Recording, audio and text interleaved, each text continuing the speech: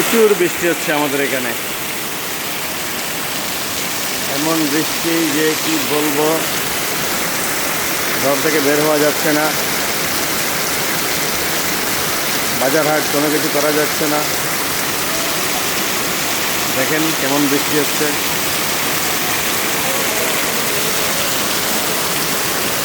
দেখেন কিরকম বৃষ্টি হচ্ছে। মসজিদের নামাজ শেষ করি, মানুষরা বেরোতে পারতেছে না, সবাই মসজিদে বসে দিছে। ধন্যবাদ।